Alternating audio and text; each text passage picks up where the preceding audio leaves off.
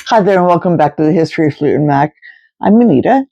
Today we're going to get into part 21 of my LPs, and we're going to go from Behind the Mask in 1990 through Timespace in 1991. Looks like I'm kind of rounding out some of the LPs. It kind of gets a little bit thinner since so many of the later releases, Street Angel, Out of the Cradle, were not released on vinyl technically until much later. Lindsay's album was released, but like in Portugal and very expensive and hard to find. Street Angel was never reissued on vinyl until as of late. Yeah, I'm not entirely sure where I'm going to be going with how many more videos. It took about 24 videos to do all my singles, my 7-inch records. So 21 to 24 videos, I guess, is about as many as I need for the LPs. So jumping right into Behind the Mask, it's another era that I definitely love very much. I missed Lindsay terribly, but I had been fortunate enough to see Lindsay join Fleetwood Mac on stage in 1987. And when I first started with Fleetwood Mac, I mean, I loved the entire band. Do not misconstrue. But I was definitely Stevie-centric. I mean, like I said, it was the imagery in the videos and her songs. And then right after I got into Fleetwood Mac with Mirage and such like that, it was Wild Heart had come out. So it was just full-blown, just Stevie. So I'm going to say, to be completely honest, when 1990 came around and Lindsay wasn't there, I thought it was a freaking bummer. But I thought, he left. It's fine. And they put 2 replacement guys. They do that. Fleetwood Mac does that. They'll put somebody on there, and next thing you know, Lindsay will be back, or I don't know. So, but it was like Out of the Cradle and onward as I'm getting a little bit older, as my collection is developing, that I'm like, no, I need to have everything Lindsay. I need to have everything Christine, everything Stevie, and just really wanted to have a rounded out full collection. And realized that, I did miss Lindsay a little bit more during Behind the Mask than maybe I thought I had. But I enjoyed Billy Burnett and Rick Vito's contributions to it, and I think they should have gone forward a little bit more. I know they were on the greatest hits, a couple songs. I know they did this album, but I don't know. I kind of wish they'd stayed on a little bit longer, or had given some kind of, which I talked about with the records, the 45s, like some kind of, okay, we're not that band anymore. We're Time Band now with Becca and Mason and all that. But, we've been over that, and we'll go over it 100 more times with all the other stuff I bring up. Getting right into Behind the Mask. We're going to start with the singles that were Save Me. And this was UK. And this one is interesting from the next one from Germany, only in that, well, here's the label. It includes, let's see, side 1 is Save Me, which I love that song also. Absolutely love that song. The B-side is Another Woman Live, which was recorded at the Cow Palace in 1987, so from the Tango of the Night video, and Everywhere, which was also recorded at the Cow Palace, both on December 12th, 1987. So those are the B-sides. So that would be the UK. Now Germany is very slightly different. Has a bit of a thicker jacket with the spine, as I've mentioned in the past. So this one is just what I call like a slip sleeve. And then if you notice on the front, this one has the other songs on the bottom, whereas this one just says Save Me, the one from Germany. And then on the back, the songs are listed kind of how they're. This one goes further down, and this one is more side to side like that. So same song, so very subtle differences. But yeah, so that would be, first one's UK and this one is Germany, and difference in label, not so much. Usually it's just that little V down there. So like I said, kind of slim pickings for singles for Behind the Mask. However, there are still more things out there. I'm confident there must be a Save Me, like a single 12-inch thing, or there just has to be for the USA. I'm just surprised I don't have anything. And it always makes me want to look at Discogs, but then I look at Discogs and I'm like, well, crap, that's something else I need to add to the list. But I probably will. On the note of Save Me, this is something I found some time ago. Again, with the whole, I don't know if it's real or not. I think it is. And it's the only one that's come down the pike. I don't know, but it's really one of my absolute favorite pieces. Just like what was it? The Hold Me from France. I'd never seen that with just the plain label on the outside, but just I'd never seen it. That was so cool, and I'm sure it's legit, as I'm sure that this one is. This, again, kind of like the record, The Other Side of the Mirror, that, they say it's from India. They say that this one is from Hong Kong. Again, nothing on the record indicates where it's from whatsoever. Nothing. No run out, no anything. Everything on the back would indicate, again, authenticity. And not the authenticity that the bootleg people try to put on there to make it look authentic. And there's just something about it you can tell. I really just need to get a video together because I'm just curious what a lot of you think who do collect or don't collect, what you see, new collectors to old collectors. But before I get off on that again, like I said, I believe this to be real. There's a handful of people that have it. Not too many people looking for it on Discogs because I don't believe that many people know it exists. It is super heavy cardboard. It's seen some things. It's aged absolutely like I would expect a legitimate copy to be aged. It kind of has a pearlescent, almost a gold sheen on the pink, like a pink gold. Very, very subtle, but real pretty. You can just barely see it in the light. It's really lovely. Like I said, but it has all the information on the back, has WEA on the back, promotional, copy not for sale, play at 45 RPM, and the record, again, kind of a thick disc, thicker than normal. Exactly the same as except for the sheen, but just that's the information. That's all that's on there. And in run out, there is, what does that say? Well, let's get my magnifying. I know I've looked at it before, but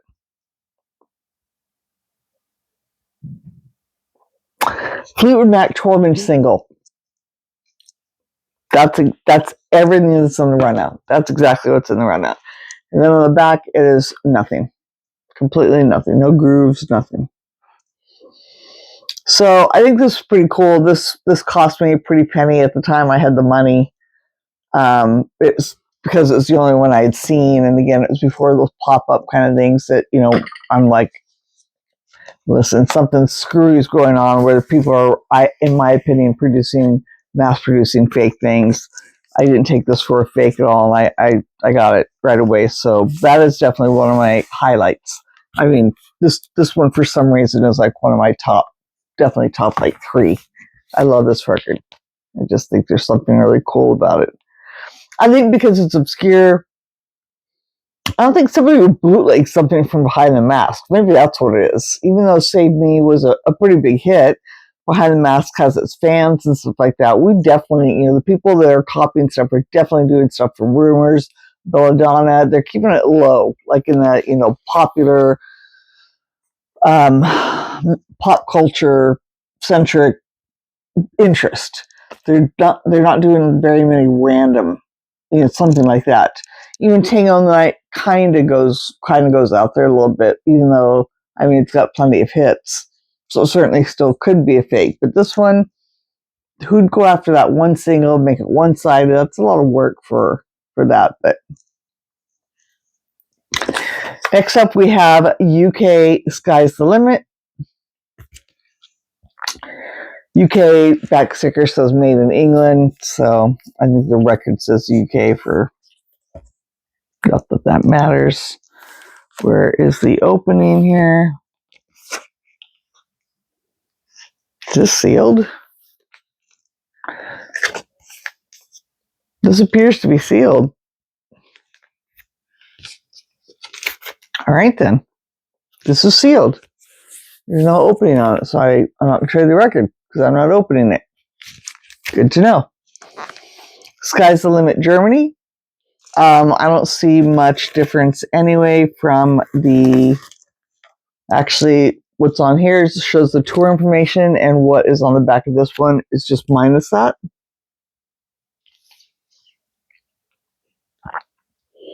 But pretty much all this writing is the same, and pretty much the stickers or the information there is the same. So, Sky's the Limit from the album, with Little Lies from Tango the Night, not the live, and The Chain live. It says from the album Rumors, but I'm not sure. I'm going to guess it's probably The Chain from Tango the Night.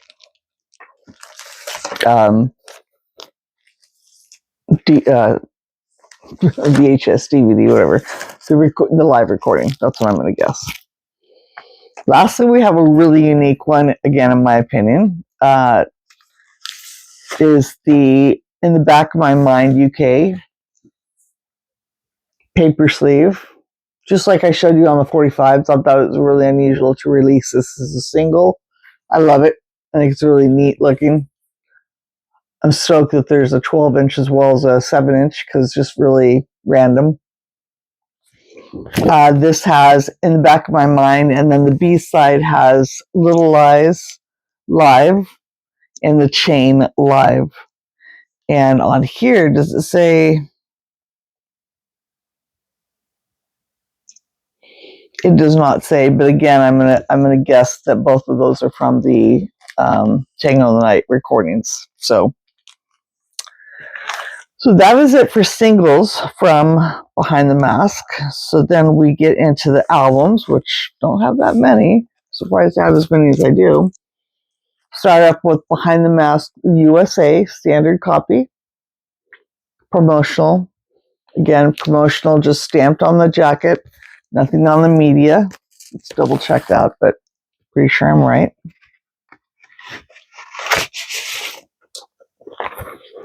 Inside sleeve. Lyrics on the back. Standard Warner Brother label. Yeah, I'm sorry. Nothing on the vinyl that says it's promo. So, and then nothing else in the vinyl.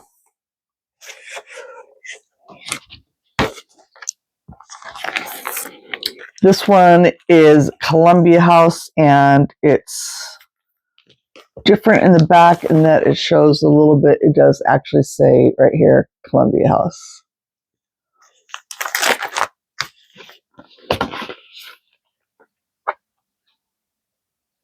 So this one, first one does not Columbia House here. So.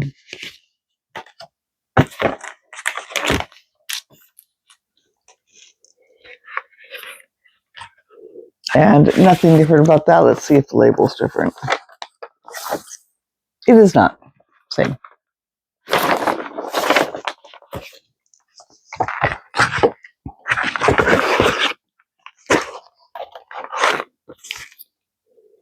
Next up, we have Canada. No little maple leaf. Much shinier. Very nicely done, and in really great shape. But it's super shiny. The American versions are a little bit definitely matte paper. There's a bit of a shine, or not a shine to the image or anything like that, but just a little bit more of a almost magazine paper. But this one has a real nice shine to it, and it just feels richer in texture. This one, although from Canada, it says license for BMG, so maybe their version of Columbia House, or we talked earlier. Somebody corrected me on the whole BMG, and I forgot already because I just learned it. The whole BMG and Columbia House thing. So nice on the inside too. I got a really nice copy here. Same on the label though. All that's the same. But very nice copy from Canada.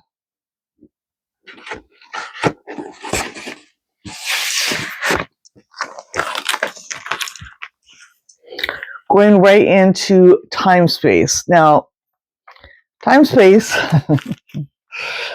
had a single. I thought it had two, and if you watch my last video, you'll know why. So what I have with Timespace, what's going on here?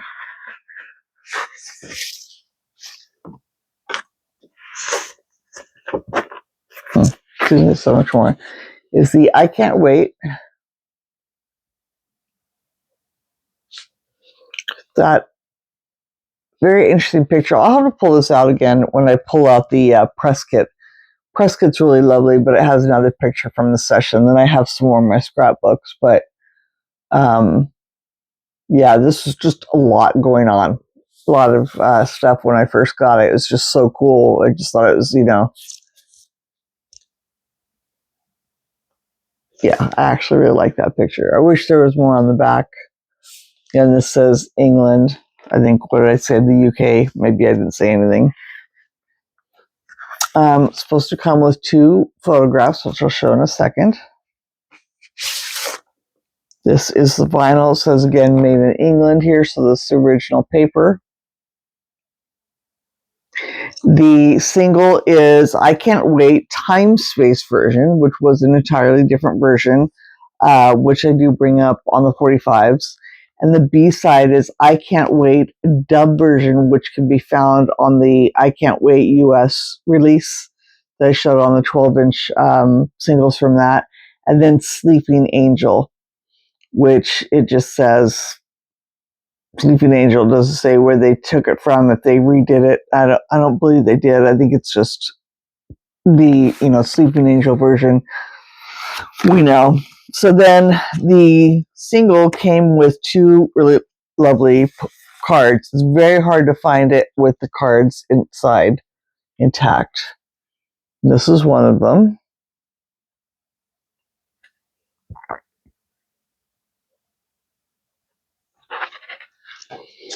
And this is the other, which I can't get enough of this photo.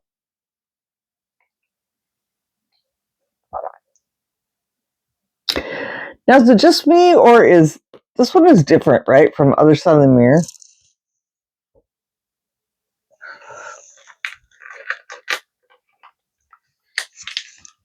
Let's check.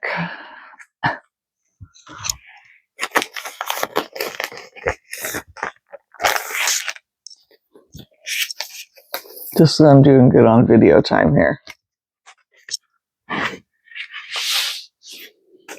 No, maybe not. Seems like her head's tilted a little bit more. I think it is. What do you think? Do you know I never realized that till just now?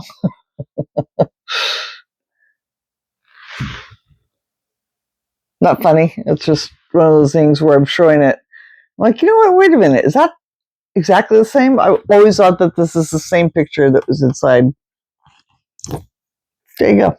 So, definitely even more worth having because it's slightly different. And if you're like me and got to have them all, it's really cool. Like I said, it is hard to find the copy, the record with the 2 pictures inside. I wouldn't say that the record is too hard to find, but if you're on Discogs and they don't tell you if the pictures are in there, I would definitely message the seller and ask them if the pictures are included. And I think this is the same one, UK. Let's see here. Yep, everything's the same. So when I said it was funny, I was showing, again, Other Side of the Mirror. I just done the video. I was a little, it's a long story. I had so much trouble, my God, trying to get the Other Side of the Mirror video.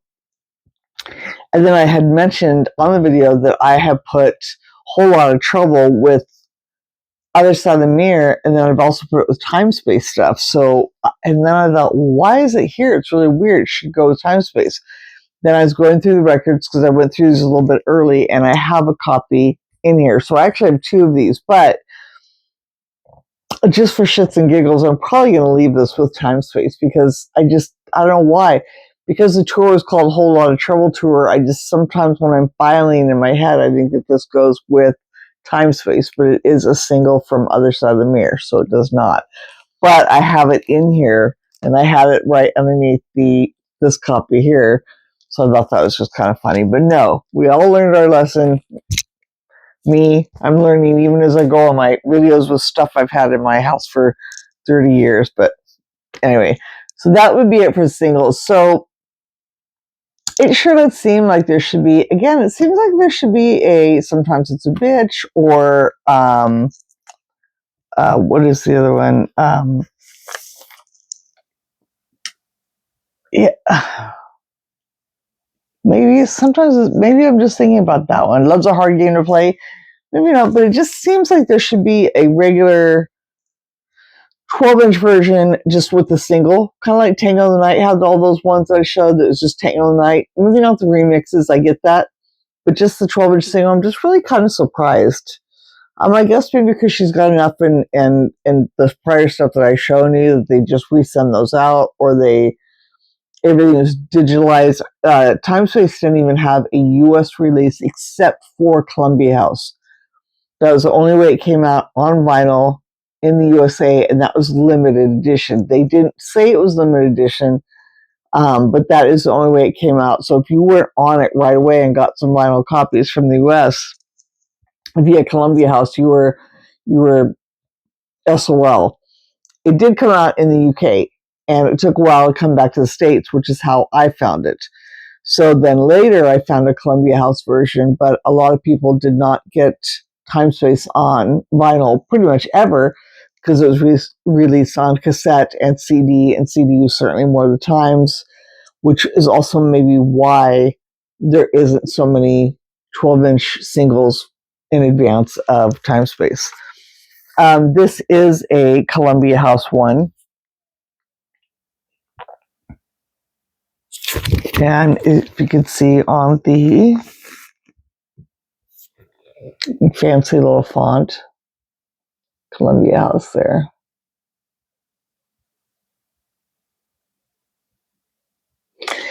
Inside, very simple, very plain. There's no insert as far as, oh, no, there is. I have to apologize.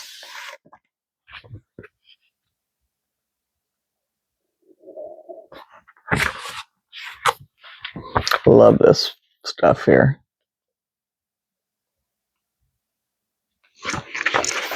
And even here, I think that doesn't say much of anything, but this is what the vinyl label looks like.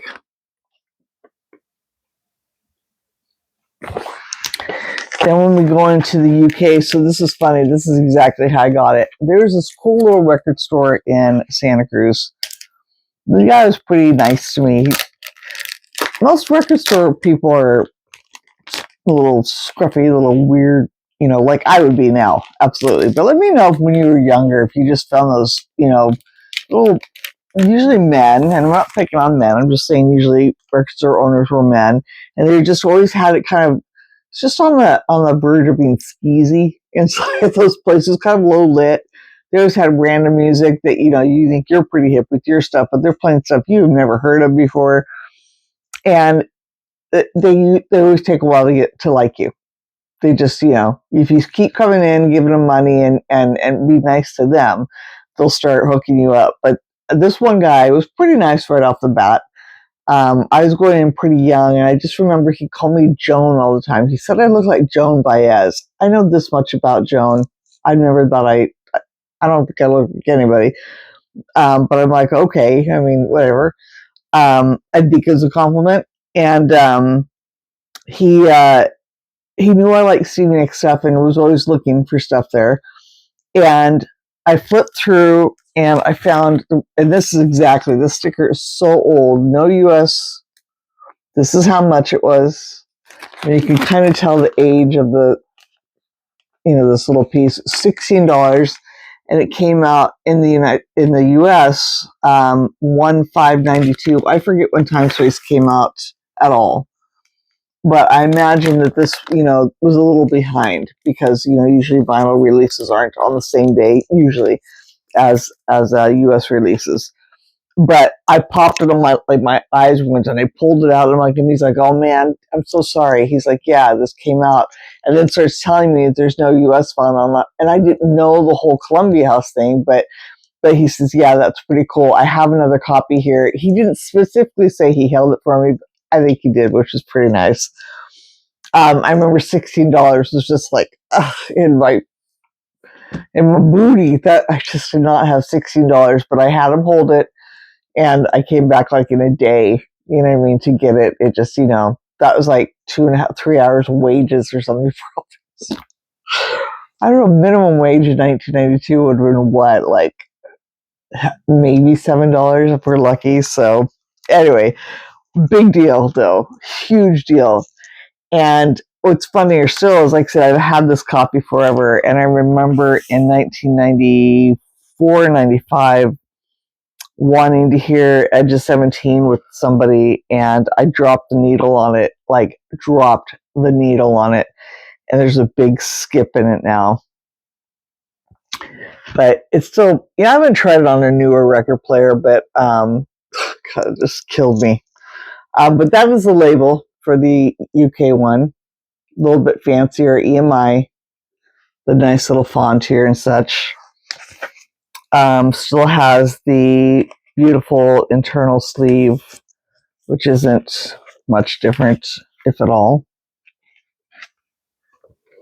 It is. It's kind of thicker. Definitely a nicer cardboard instead of that other one is paper.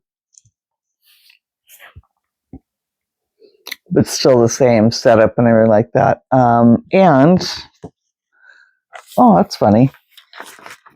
This is kind of brown golden. Can you see that in the light? This is clearly white on black. You can clearly see a difference. That's interesting. And I think that the back of the covers,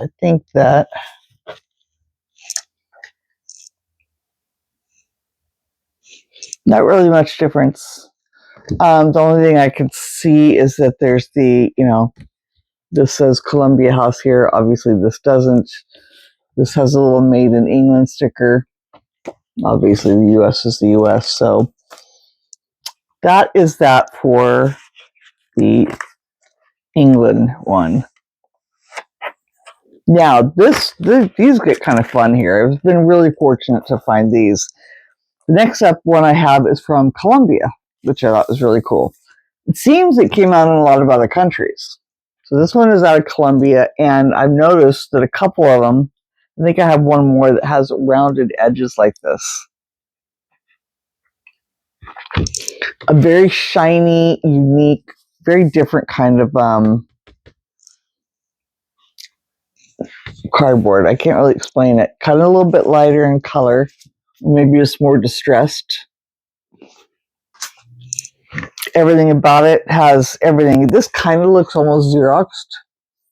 Here, because kind of got that blurry thing, but then down here we have all the licensing information. The sticker here appears that it's promotional, and I think that on the label,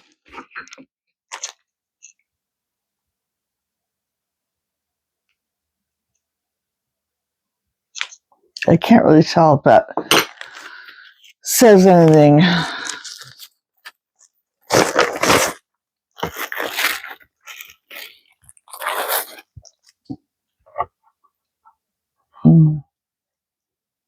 I mean, there's a stamp there, but there's also some language on there that could say promotional. I don't know. But all in all, the packaging, everything like that, it does not have a picture sleeve inserted. It just has the record. And again, if it were fake, it would be unusual to put it in this kind of, this is very standard for overseas, where it's squared at the top or rounded at the bottom so that it slides in and out of the jacket easier. Doesn't bunch up as much, and you can kind of hold it like I'm showing you. It's usually the way it is. So that one is Columbia. That one's pretty cool. Then I have one from Germany.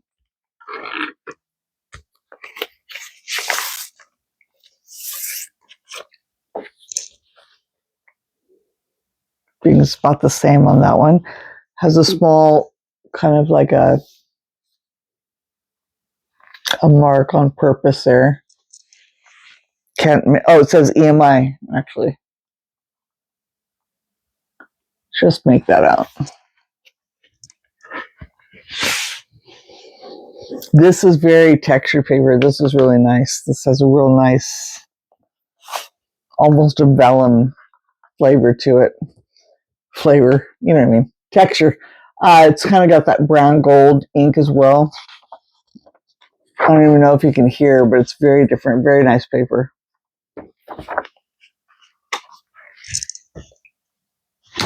Here are all the markings for being from Europe.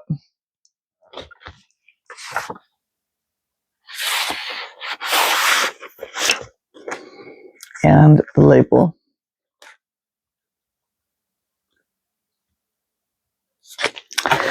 Rounding out this fine video with some really cool Timespace. There's some other really nice ones. There's like one from Peru. There's one from Australia, I want to say, and they're all very different. There's, of course, the Japan release. To me, this is the next best thing. This one came in, like, even though I have my own record sleeves, it already came in this super thick, this very thick plastic jacket from South Korea. This is the label. Very different.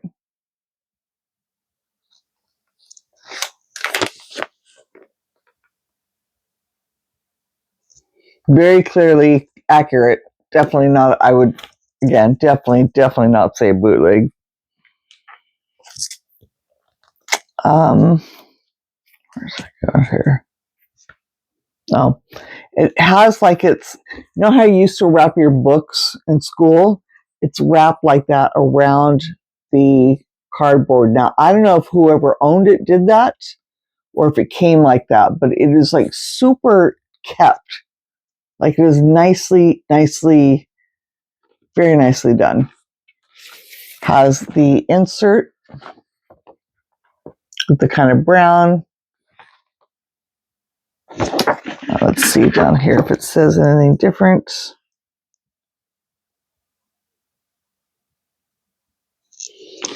Not really. I think that the number part up here is a little bit different inside. But yeah, this is a really, and it's in mint shape. I mean, like I said, I think because whoever did it, I mean, you can see some, like, there's a little ding there. But like I said, somebody, and there's kind of a weird hole in the, like somebody did do this with their paper, but I certainly don't know how to do this. And it goes most of the way inside, you see. So I guess somebody could have done it themselves, but, and then this says, it has kind of like a weird, I don't know if the light can catch that here. Almost like it says promo up here, like an indentation, like a stamp or something like that. But again, nothing on the jacket, nothing on the vinyl itself. And then again, licensing wise, I mean, that's all legit stuff. So really cool find. It was really neat to have. I found this one and I'm like, no, this is a must have. This is a really cool version of it, of the Timespace album. And it's really neat having any from any of the countries with the rarity of Timespace coming out. Like when I found that England version. I thought, well, that's it. And I'm serious. I had that version for years before I realized that there's any others to be had, including the definitely the Columbia House was the next one I learned about. But then seeing that other countries had it released, just like England, I was just completely smitten and blown away. And I am surprised to continue finding all these other countries that had released it, had come out on vinyl, absolutely normal, like releases would in the United States. So that was kind of cool. So kind of a slim, lighter episode, but some really cool pieces. I hope you enjoyed it. Let me know what you have from Behind the Mask. If you have any, like I said, any 12-inch versions of just one song or something like that, like they would send to the radio stations or something like that. Anything else? I'm just curious if there's other stuff from Timespace or Behind the Mask. So until next time, can't wait to see what I develop for the Street Angel, the 92 to 90, maybe 95 era. So we'll see. Thanks for joining me and have a great night. Bye.